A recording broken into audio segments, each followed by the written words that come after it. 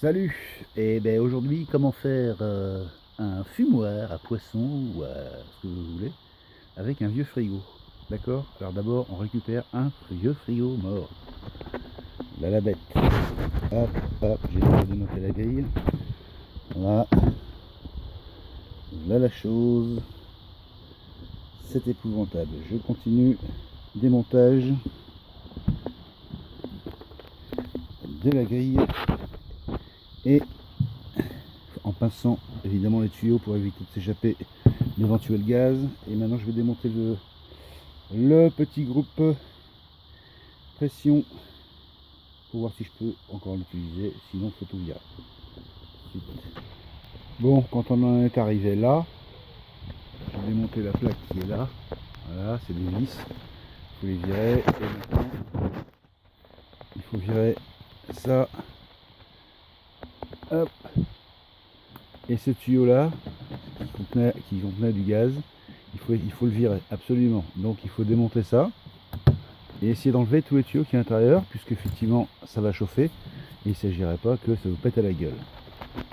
Alors par l'intérieur on accède donc au petit bac freezer. Il faut le débrancher évidemment, l'enlever, mais ne le jetez pas parce que ça peut vous servir de lèche-frite en dessous.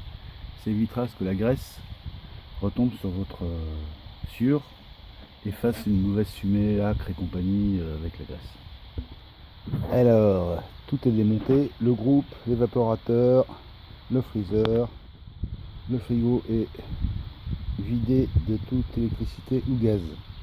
Ok, voilà. Accessoirement, le compresseur qui était dedans, il a l'air lourd, mais je ne sais pas encore s'il est encore possible de s'en servir pour gonfler des pneus, etc. Puisque ça reste quand même un vrai compresseur avec suffisamment de puissance pour gonfler les pneus de vélo, même de voiture.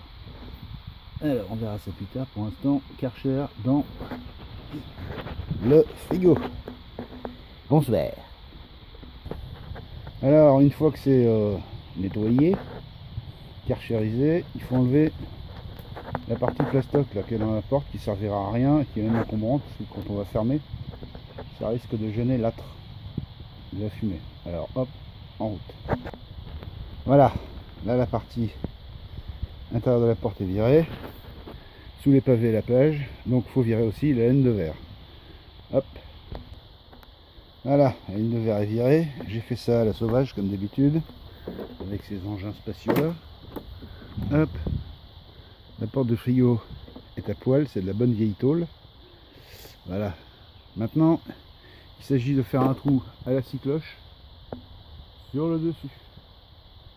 Voilà, un beau trou à la scie-cloche. Hop,